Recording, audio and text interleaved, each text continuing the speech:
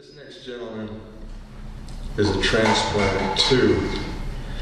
It's a strange world when you find, in my case,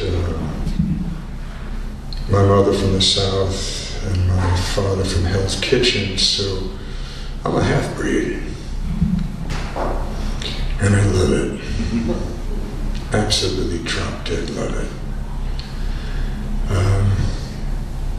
Bloodlines are fascinating. If you ultimately go far enough back into your grandfather's great-great-great-great-great-grandfathers, I think we'll ultimately find out Y chromosome Adam, mitochondrial Eve. We're all brothers and sisters. With that in mind, this next gentleman from Arkansas, who's a transplant, is a very gifted soul. His humanity is unquestionable. He's a wonderful artist. In fact, he had his work hung here the last show. And he tells these stories. And as bucolic as some of them may be by the nature of what he's witnessed to, the foundation of the honesty and the humanity is unquestionable. It gives me great pleasure. Clayton Buchanan.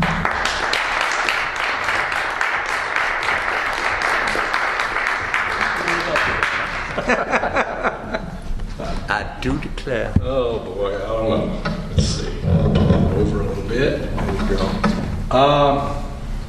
Yeah, I'm from the South originally, obviously.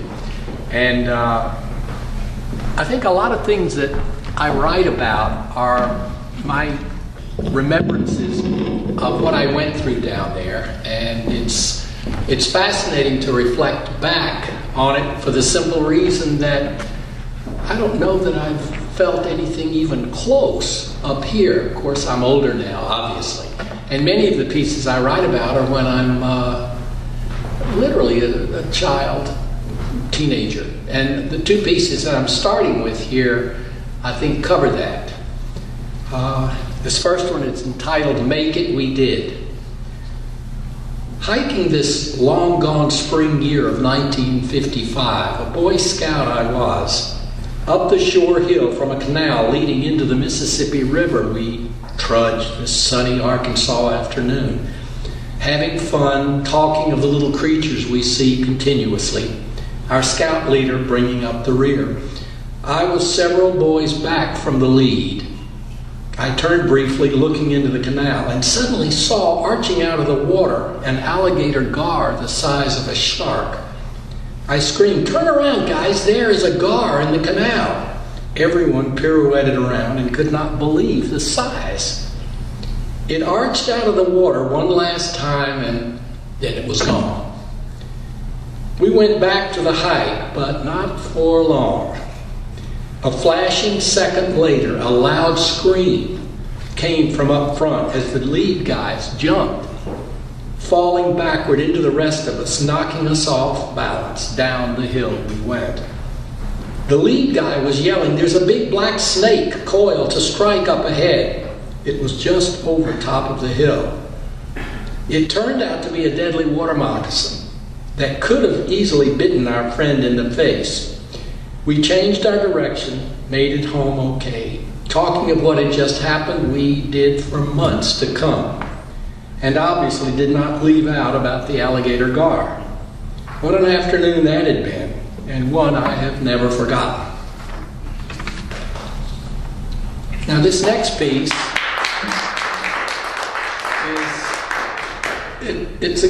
it's something that happened, and these things you can't truly forget, but although at times you've put them in such a past state that it takes a while and then something triggers it and up it comes. And that's what happened with this one. It was my high school senior year in Wilson, Arkansas, population 1,300. Our senior class of 26 was headed to get our senior graduation photos. The guys were in coats and ties, and the gals were in fancy dresses of all sorts. We were traveling on the highway in, I think, around 5 cars. We were headed together in line to the photographer's studio in Memphis, Tennessee. It was about 45 minutes away. When this huge tractor trailer sped past us, his open trailer was piled with watermelons, and we could see over the trailer's top edge of how really full it was. After speeding past all of us, he went to get back in the right lane, but lost control.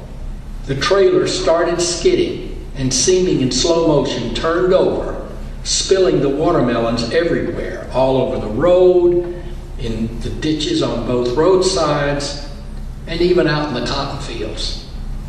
After throwing on our brakes and passing the ditched truck, we saw the driver was okay, but pulled over to see if we could help in any way at all. The driver was several years older than we were, and when he saw us getting out of our cars all dressed up, he started laughing hysterically. He yelled, "Want some free watermelons? Help yourself." We obviously jumped at the chance and started looking for melons that were okay and piling them into the trunks of our cars and any open spaces we might be able to stack them in. Us guys did the lifting and storing. We took off our jackets and loosened our ties. All of us did a great storing job, and after getting home from the photo shoot, we had the greatest watermelon party ever. And by the way, they were all ripe, and we all watermelon feasted for at least a full coming week. Thinking back today, I wish we had somehow contacted the gracious driver for a sincere thank you, but we never did. Thanks.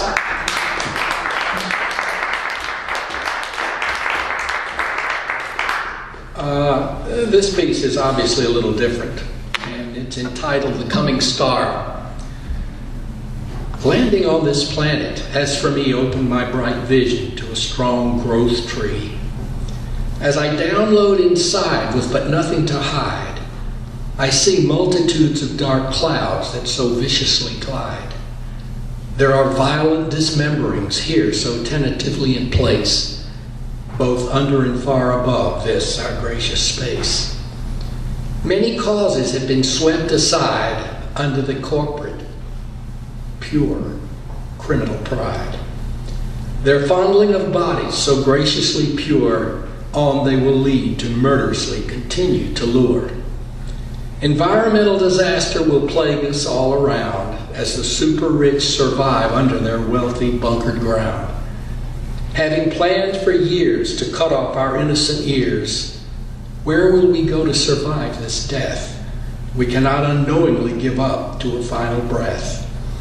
Righteous beliefs are here to employ, and on our society must go to finally enjoy.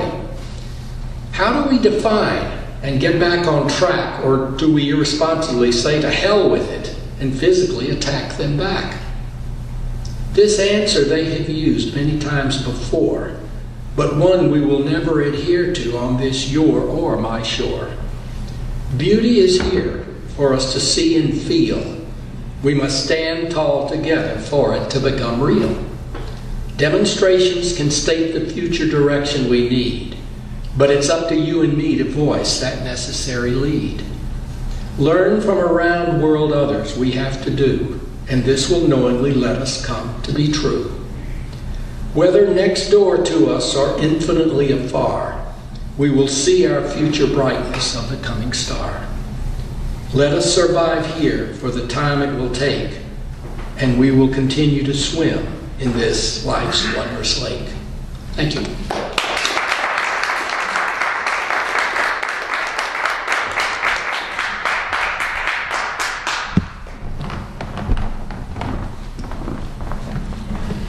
Thank you, Clayton. Most people have been spoiled with the change of watermelon. Those of us who are old enough, there's only one kind of watermelon, the one with seeds, so you can spit the seeds out. And sitting with Mama when I was 3, 4, and 5 years old on the stoop in the back of the house, eating watermelons, spitting out seeds. by the end of the season, and the vines started to grow, and they would have grown watermelon, but then of course fall and winter came and killed that. But there's something very special about being outside with watermelon and just going,